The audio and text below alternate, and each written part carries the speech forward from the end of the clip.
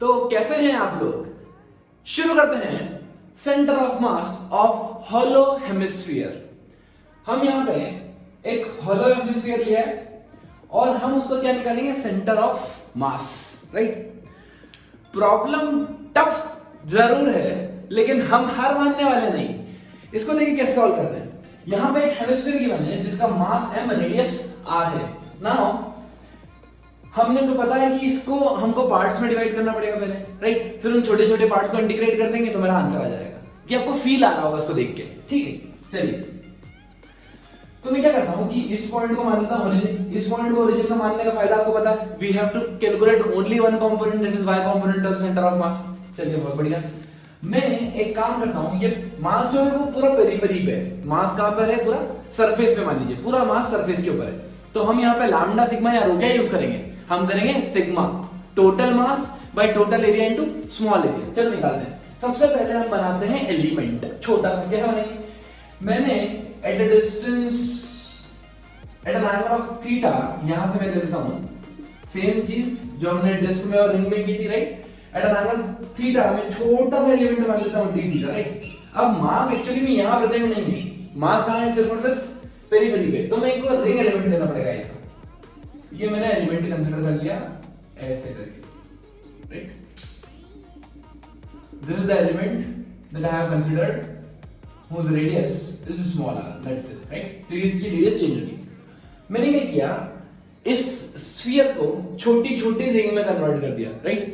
यहां से रिंग काटते गए छोटी छोटी, तो ये रिंग का साइज बढ़ता जाएगा और ये मेरे को पूरा एक हॉलो हेमिस्फीयर देगा, राइट। अच्छा, सबसे पहले तो मुझे दो तीन चीज निकालनी है। एक मान लेता हूं ये जो थिकनेस है, मान लेता हूं dx।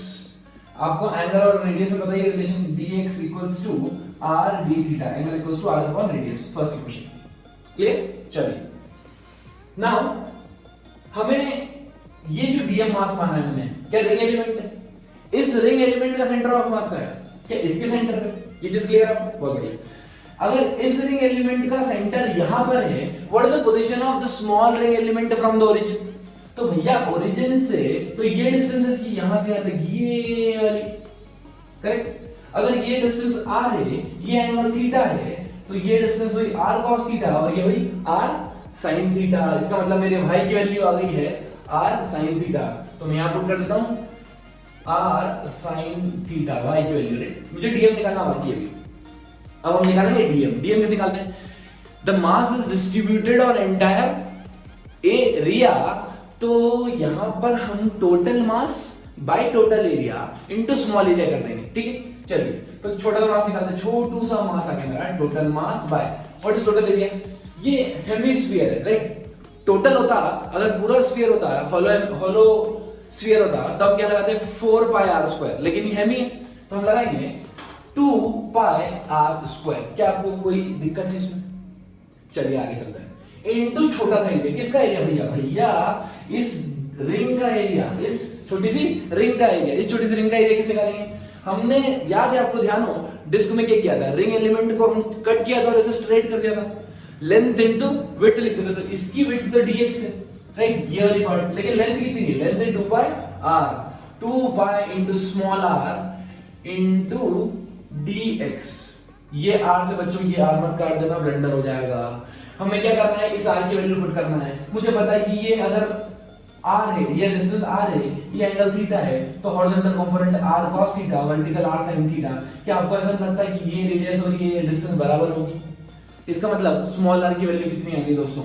स्मॉल r की वैल्यू आ गई 2 पाई को मार दिया, ये हो जाए m by r square into r। Small r की वैल्यू है r cos theta into r d theta. r सब कैंसिल हो गए। यहां पर बचा m cos theta d theta, ये हमारा छोटू सा मास dm आ गया। यहां तक पूरी कहानी क्लियर? अगर आपको dm मास निकाल लिया और y निकाल लिया ना, फिर तो कुछ करना ही नहीं, फिर तो बस इंटीग्रेट करना, जिंदगी आसान। इंटीग्रेट भी कहां से करें? चलो लिमिट भी देख लेते हैं। हम अगर रिंग एलिमेंट बनाते हैं छोटू, तो यहां पर सबसे पहले ये रिंग एलिमेंट कहां बनेगी? टॉप पे। सबसे पहले अगर रिंग एलिमेंट यहां टॉप पे बन गई तो उसका रेडियस 0 होगा। ऑलमोस्ट जीरो ही तो होगा, इतनी छोटी सी रिंग है। अच्छा, फिर धीरे धीरे धीरे धीरे धीरे धीरे ये रिंग अपनी रेडियस बढ़ाती बढ़ाती बढ़ाती बढ़ाती यहाँ तक आ जाएगी, ठीक है। लेकिन हम इंटीग्रेट कर रहे हैं एंगल के टर्म्स में। दोस्तों ध्यान रखिए, हम इंटीग्रेट कर रहे हैं एंगल के टर्म्स में। तो जब ये 0 डिग्री पे होगा तो सबसे पहली रिंग मेरी यहाँ बनेगी, और जब ये यहाँ होगा तो मेरी सबसे छोटी रिंग बन जाएगी। मतलब मुझे कहां से कहां तक इंटीग्रेट करना है, एंगल के टर्म्स में 0 से 90 डिग्री। चलिए, तो 0 से मुझे π/2 तक इंटीग्रेट करना है। बाकी सब कुछ मेरा चीज आसान हो चुकी है ऑलरेडी। चलिए m की वैल्यू पुट कर देते हैं। Integration m into cos theta d theta divided by integration of cos theta d theta, right. चलिए दोस्तों, cos theta into sin theta, एक काम कर रहा हूं मैं इसको sin to थीटा के फॉर्मेट में रख रहा हूं, ताकि क्योंकि मैथमेटिकल कैलकुलेशन आपको आसान बनाना है, आपको आपकी आसान खुद से करना है। तो आपको इसको रखना पड़ेगा, m से m कैंसिल हो गया, ये भी बाहर निकाल देता हूं, सिर्फ r बचा। इसको मैं 2 से मल्टीप्लाई कर देता हूं, 2 से डिवाइड कर देता हूं, तो जाएगा 2 sin थीटा cos थीटा। कितना हो गया दोस्तों, sin 2 theta d theta from 0 to r, और यहाँ पर 2 आ गया ये वाला cos थीटा d थीटा का इंटीग्रेशन। मुझे पता है इंटीग्रेशन की लिमिट्स कहां से आता है कि 0 से π/2 तक, 0 से π/2 तक। चलिए दोस्तों, cos थीटा का इंटीग्रेशन, cos थीटा का इंटीग्रेशन sin थीटा। मैं पहले डिनोमिनेटर सॉल्व कर देता हूं, ये हो जाएगा 2 sin थीटा, वैल्यू पुट करूंगा 0 से π/2। ऊपर देखते हैं, r बाहर, राइट, YCOM निकालने वाले हैं हम, r बाहर, sin 2 theta, right. sin 2 theta का इंटीग्रेशन क्या होता है, माइनस cos 2 थीटा। लेकिन यहाँ पे लगेगा chain rule, minus cos 2 theta. देखो दोस्तों, यहाँ पे चेन रूल क्यों लगेगा, क्योंकि हमने थीटा के लिए किसका इंटीग्रेट कर दिया है, 2 थीटा का। तो इंटीग्रेशन में हमेशा जो भी हम चीज अज्यूम करते हैं उसका डिवाइड कर देते हैं डिफरेंशिएशन करके। तो divided by d theta of 2 theta. तो यहां से आ गया 1/2 बाहर, यह जाएगा मेरा r/2 माइनस के साथ cos 2 थीटा। वैल्यू पुट करना है हमको 0 से π/2। नीचे ऑलरेडी चल रहा है साइन, इसके साइन की वैल्यू पुट कर दो, sin 90 माइनस 0, तो ये हो गया 1, राइट। अब इसकी वैल्यू पुट करते हैं, 2 थीटा ये पुट करना π/2, तो ये जाएगा cos π minus lower limit cos 0। तो कितना हो गया दोस्तों, ये cos π minus cos 0 divided by 2 into minus r/2, right. चलिए, cos π की वैल्यू -1 और cos 0 की वैल्यू +1, तो -1 कितना हो गया, -2, माइनस से माइनस कैंसिल हो गया, ये बचा 2r/4। इसका मतलब मेरा आंसर कितना आ गया, r/2। और गजब आंसर आ गया भैया। हमारा position of centre of mass आ गई, हमारी पोजीशन ऑफ सेंटर मास अगर ये r है तो एग्जैक्टली सेंटर पे इसका सेंटर ऑफ मास होगा eight a distance of r/2। दोस्तों, इसको एज अ फार्मूला भी आप बाय हार्ट कर सकते हो, और समझ में आ गया है तो कोई दिक्कत वाली बात ही नहीं है, ठीक है। तो आइए दोस्तों, अब हम देखते हैं centre of mass for solid hemisphere. अब हमने हॉलो के लिए क्या ले लिया है यहाँ पे, सॉलिड हेमिस्फीयर। सॉलिड हेमिस्फीयर मतलब अंदर भी मास होगा, पेरिफेरी पे भी मास होगा, सरफेस पे भी मास होगा, हर जगह मास ही मास होगा। इसका मतलब मुझे ये निकालना है इसका position of the centre of मास। फिर हम हमारे दिमाग को यूज करेंगे, थोड़ी स्मार्टनेस लगाएंगे, हम इस पॉइंट को कंसीडर कर लेंगे ओरिजिन। अगर मैंने इसको कंसीडर कर लिया ओरिजिन 0,0, तो मेरे लिए चीजें आसान हो जाएगी। कैसे आसान हो जाएगी, क्योंकि मुझे सिर्फ और सिर्फ y कोऑर्डिनेट निकालना पड़ेगा, करेक्ट। अगर मुझे सिर्फ y कोऑर्डिनेट निकालना है तो मैं काम करता हूं, ये एक हेमिस्फीयर है, सॉलिड हेमिस्फीयर है, राइट। अगर मैं एक स्पेशल केस याद करूं, मैंने डिस्क जब डिराइव की थी, right, disc, semi circular disc, तो मैंने एक छोटा सा रिंग एलिमेंट माना था, और मैंने बोला था कि अगर छोटी छोटी रिंग को मैं ऐड कर दूं तो डिस्क बन जाती है। क्लियर। थोड़ा सा सोचो, अभी हमने केस पढ़ा हॉलो हेमिस्फीयर का, राइट, जिसका सेंटर ऑफ मास आया r/2। अगर मैं छोटे छोटे हेमिस्फीयर को ऐड करता जाऊं, छोटे छोटे हेमिस्फीयर को ऐड करता जाऊं, तो क्या सॉलिड स्फीयर बन जाएगा, सॉलिड हेमिस्फीयर बन जाएगा। छोटे छोटे हॉलो हेमिस्फीयर को ऐड करने पे एक सॉलिड हेमिस्फीयर बन जाएगा। क्लियर। चलिए, मैं काम करता हूं, मैं एक छोटा सा एलिमेंट ले लेता हूं जिसका रेडियस x है, राइट। इसका सेंटर ऑफ मास दोस्तों आपको पता है x/2 पे होगा, राइट। अभी हाल अपन ने पढ़ा, राइट। इसका मास कितना होगा, मान लेता हूँ छोटा सा मास dm एलिमेंट, इसकी जो थिकनेस मान लेता हूँ वो भी छोटी सी मान लेता हूँ dx, कोई दिक्कत राइट। इसका centre of mass r/2, radius मैंने कितनी मानी है इसकी x, और जो थिकनेस मानी है वो छोटी सी मानी है dx। क्लियर? चलिए नाउ मुझे दो चीज निकालनी होती है। If I want to find the position of the centre of mass, I need first of all dm into y coordinate of the dm, right? Centre of mass divided by integration dm। Now इसका y coordinate, तो इसका अगर मैंने dm माना, ये क्या है? Hollow hemisphere. इसका y कोऑर्डिनेट तो मुझे निकल गया, कितना y कोऑर्डिनेट आया दोस्तों? y कोऑर्डिनेट आ गया मेरा x/2, मतलब dm into x/2 upon integration dm। अगर मैंने ये कर दिया तो मेरा काम हो गया, ठीक। अब इंटीग्रेशन की लिमिट्स देखते हैं। सबसे छोटा जो हेमिस्फीयर लूंगा, हॉलो हेमिस्फीयर, वो क्या 0 रेडियस का होगा। फिर धीरे धीरे धीरे धीरे मैं उसको बढ़ाते जाऊंगा। अगर मैं उसको बड़ा 0 से लेके मैंने r तक इंटीग्रेट कर दिया तो मेरा आंसर हो गया। अब सारी कहानी फंसती है डीएम पे आके कि हम ये छोटा सा मास निकालेंगे कैसे, राइट। एक बात बताइए, यहाँ पे मैं क्या यूज करूंगा? लैम्डा सिग्मा रो, क्योंकि ये मास लेंथ पे डिस्ट्रीब्यूटेड नहीं है, एरिया पे डिस्ट्रीब्यूटेड नहीं है, पूरे वॉल्यूम पे डिस्ट्रीब्यूटेड है। अगर पूरे वॉल्यूम पे डिस्ट्रीब्यूटेड है तो मुझे छोटा सा मास निकालना है, तो डीएम कितना आएगा? इतना सा मास आएगा, total mass by total volume into small volume. क्या ये चीज आपको क्लियर? बहुत बढ़िया। तो मैं छोटा सा मास लिखता हूं DM total mass by total volume. दोस्तों अगर पूरा स्फीयर होता तो वॉल्यूम होता 4/3 पाई r³, लेकिन ये आधा है तो क्या मैं इसको लिख दूं 2/3 r/3। ये आधा है इसलिए हमारे लिए बाधा है। अब हम निकालते हैं इसका एरिया इनटू थिकनेस। क्या उसका वॉल्यूम हो जाएगा? छोटा सा वॉल्यूम। क्या छोटे से वॉल्यूम को मैं एरिया इनटू थिकनेस लिख दूं? आपको हाँ बोलना ही पड़ेगा, इसके अलावा आपके पास कोई ऑप्शन है ही नहीं। अगर इसके वॉल्यूम को मैं एरिया इनटू थिकनेस लिख देता हूं तो क्या मेरे को उसको वॉल्यूम आ जाएगा? एरिया आपको पता है, एरिया कितना उसका है इसका। अगर मैं हॉलो हेमिस्फीयर की बात करूं तो पूरा एरिया होता है 4πx², लेकिन ये भी कितना है? आधा, और यही हमारी बाधा है। तो यहां से हो जाएगा ये m/3m, ये ऊपर चले गया 2πr³ into area that is 4π का आधा 2πx² इनटू dx।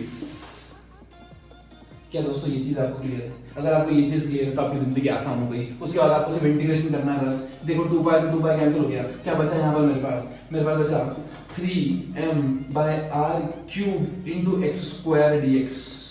ये मेरा छोटा सा मास आ गया डीएम मास। क्लियर? अब इसको यहाँ पुट कर देते हैं और आंसर निकाल के ढूंढते हैं।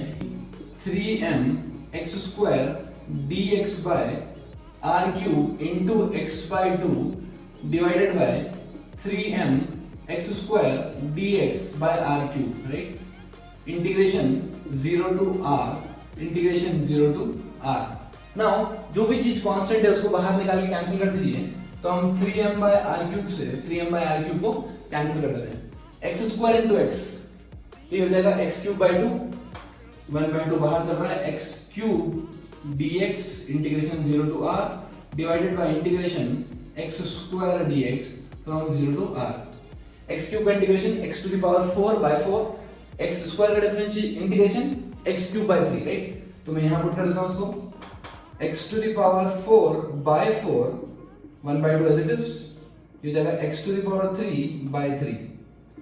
जब मैं वैल्यू पुट करूंगा 0 to r, यहां पुट करूंगा 0 to r, तो हो जाएगा 4 into 2 8, ये 3 ऊपर चले जाएगा 3/8 into r, और यही मेरा पोजीशन ऑफ होगा सेंटर ऑफ मास। मतलब इसका जो सेंटर ऑफ मास है वो 3r/8 पे आएगा इस पोजीशन से। ये चीज आपको क्लियर? तो आइए दोस्तों अब हम देखते हैं centre of mass for a solid कोन। यहां पे हमें क्या गिवन है? कोन गिवन है जिसका रेडियस मैंने r मान लिया है और इसकी जो हाइट है वो h गिवन है, दोनों चीज, ठीक है। अब फिर हम थोड़ा सा दिमाग यूज करें। हम इसका अगर सेंटर ऑफ मास निकालना है, क्या इस एक्सिस के अबाउट सिमेट्रिक? इसका मतलब अगर मैंने इसको ओरिजिन कंसीडर कर लिया या फिर इसको ओरिजिन कंसीडर कर लिया तो मेरे लिए चीजें आसान हो जाएगी। क्लियर? चलिए ध्यान से देखिएगा, मैं एक काम करता हूं, इसको ओरिजिन कंसीडर कर लेता हूं, right.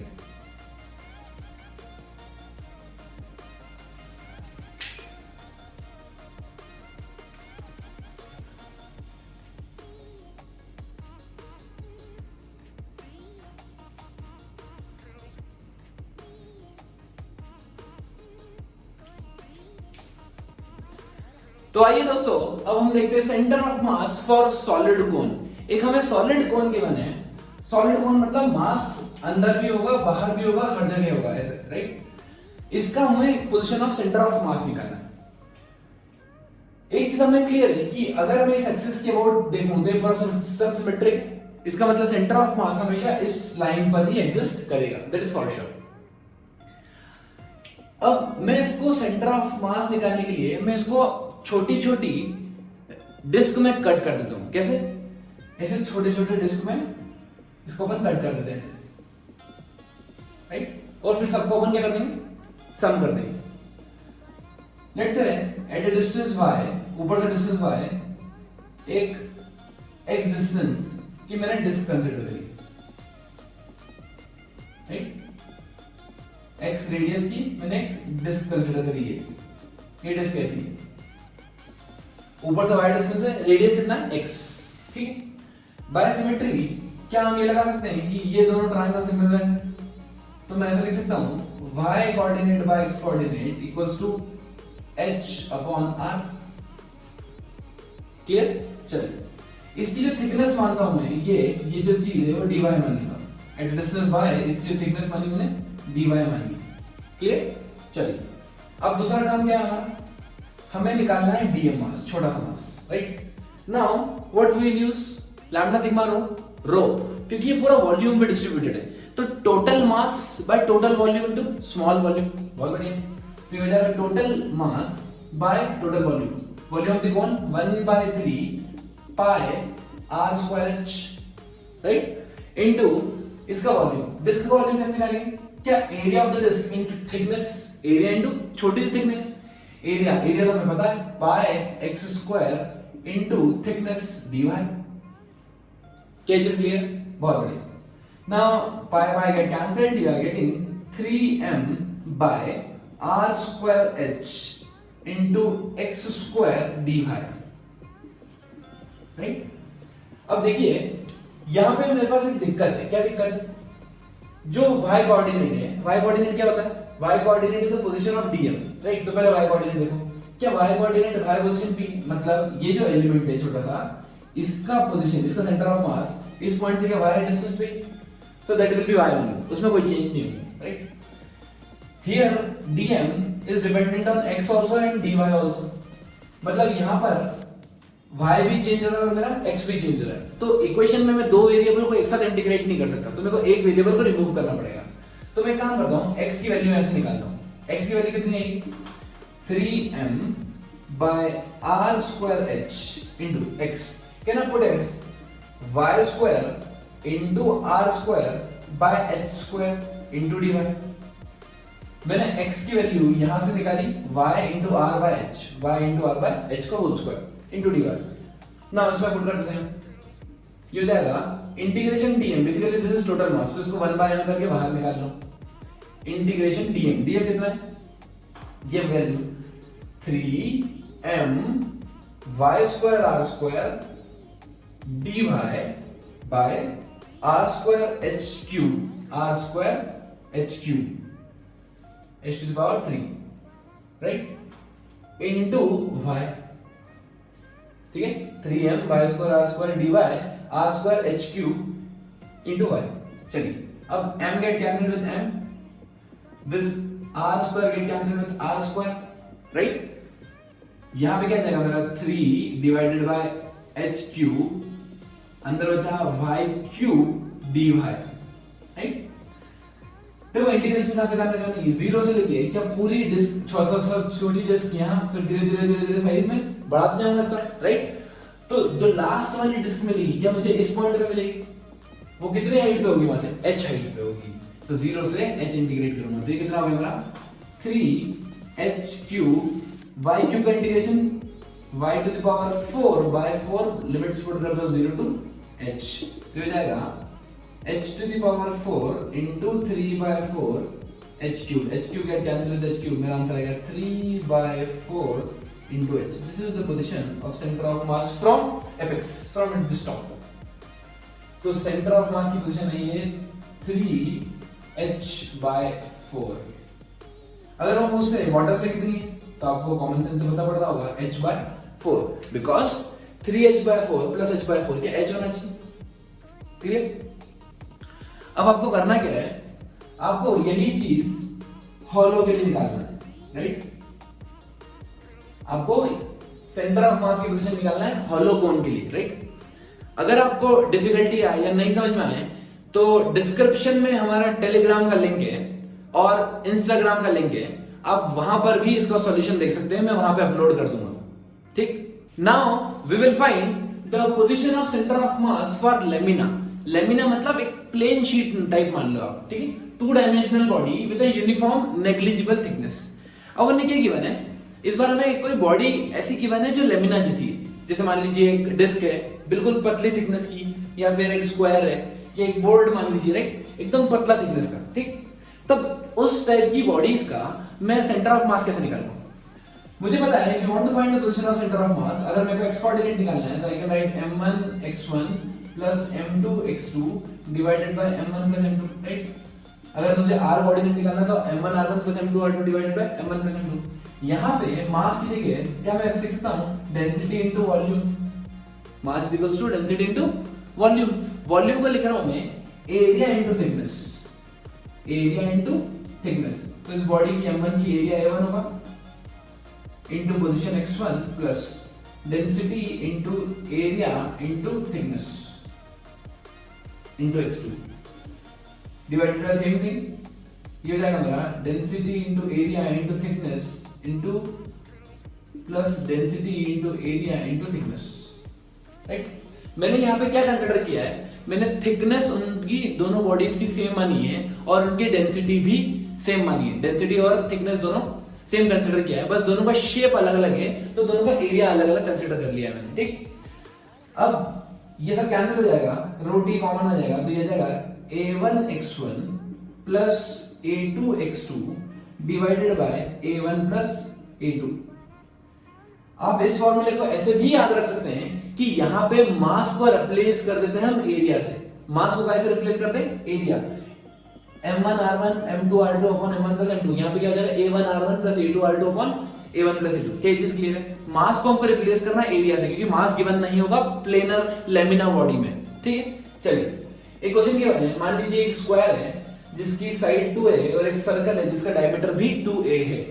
Now they are asking find the position of centre of mass, also find whether the position of center of mass will be in between the circle and between the disc and the square or inside the square or inside the disc। वो पूछ रहे हैं कि जो centre of मास की position आएगी वो यहाँ आएगी, यहाँ आएगी, यहाँ आएगी। ठीक है, अगर मैं कोऑर्डिनेट पूछूं आपसे तो आप कॉमन सेंस लगा के बताओ किधर आना चाहिए, यहाँ, यहाँ या बीच में? तो अगर आपका आंसर यहाँ है इनसाइड द स्क्वायर, तो आपका आंसर बिल्कुल सही है। कैसे? देखिए यहां पे क्या हुआ, अगर मान लो मैं थोड़ा मास ऐड कर देता, ऐसे सुनना ध्यान से, राइट? मैंने ये किया, इतना मास ऐड कर दिया तो ये 2 सिमिलर स्क्वायर बन गए। अगर 2 सिमिलर स्क्वायर बन गए तो इसका सेंटर ऑफ मास क्या यहां पे आएगा, एग्जैक्ट सेंटर में। ठीक है, अब मैंने क्या किया, मास रिमूव कर दिया। जैसे ही मैंने ये मास रिमूव कर दिया तो you know that the centre of mass always shift towards heavier mass. तो क्या सेंटर ऑफ मास शिफ्ट हो जाएगा यहाँ? क्या ये चीज क्लियर आपको? चलिए अब अपन निकाल के देखते हैं इसको। सबसे पहले इसका एरिया a1 कितना होगा, 4a स्क्वायर 2a इंटू 2 है। इसका एरिया कितना होगा, पाई d square by 4, right? 2a square by 4, so pi square. ना इसको मैं मान लेता हूं ओरिजिन पे 0,0, राइट? ये डिस्टेंस a है, ये भी a है, ये भी a है, ये भी a है, राइट? तो ये डिस्टेंस कितनी रहेगी, इसके कोऑर्डिनेट आ गया मेरे पास 2a, 0। Now I can easily find the position of center of mass equals to m into 0 plus pi a square into 2a divided by the sum of areas 4a square plus pi a square। Now this a square common निकाल लीजिए आप, cancel हो जाएगा, ये हो जाएगा 2 pi a upon 4 plus pi। ठीक है, यहाँ पे 2 पाई, राइट, और यहाँ पे 4 प्लस पाई, तो ये हो जाएगा लगभग 2 पाई मींस 6.28 into 8, 3.14 into 2। ये जगह 4 + 3 मतलब 7.14। अब जैसे आप रेशियो ले हुए तो ये a से कम आएगा क्योंकि डिनोमिनेटर में 1 से बड़ी, मतलब रेशियो ये 6 है और ये 7 पॉइंट समथिंग है, तो ये a से छोटा आएगा। a से छोटा मतलब यहां से यहां तक a है, a से कम, और हेंस प्रूव्ड कि ये आ गया स्क्वायर के अंदर। क्या ये चीज आपको क्लियर?